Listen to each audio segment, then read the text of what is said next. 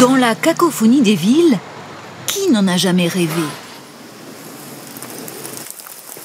Le silence est-il devenu un luxe? C'est en tout cas la quête de Guillaume Voisin.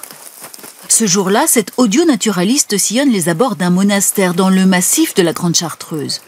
Ici, les promeneurs font vœu de discrétion. L'endroit idéal pour installer des micros ultrasensibles et un sonomètre.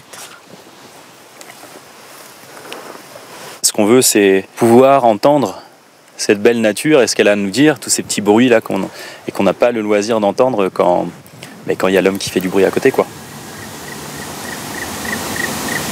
Des sons, des bruits de la nature que Guillaume Voisin enregistre méticuleusement. Car les espaces sans pollution sonore sont de plus en plus rares. Même ici, dans ce massif, que l'on croirait pourtant isolé de tout. Petit avion. Il y a un avion. Il est là, mais il est loin, mais il est là.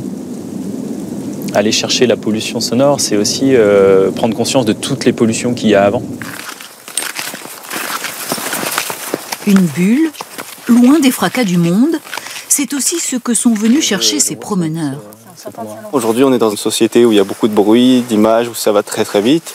Et ça paraît, c'est un peu un acte de résistance aussi d'aller trouver le silence et d'avoir des zones un peu préservées. C'est bien pour la santé.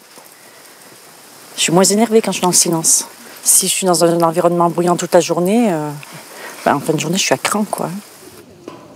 Mettre en valeur ces espaces préservés, c'est l'objectif du label Quiet Parks. En Espagne, ce parc naturel vient de le recevoir. Un refuge à 1 heure de Barcelone. C'est sympa hein, d'écouter le silence. C'est quelque chose qu'on ne fait pas assez souvent.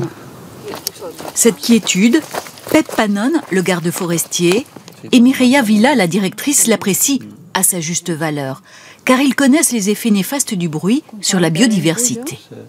La tranquillité, c'est primordial pour les animaux.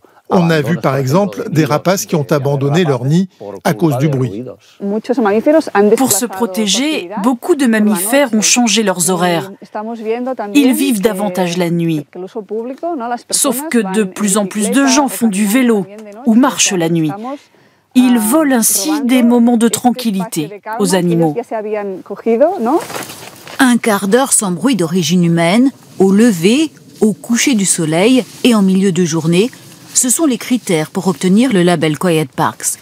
Plus difficile qu'il n'y paraît, en Europe, seuls 5 parcs l'ont obtenu, dont aucun en France.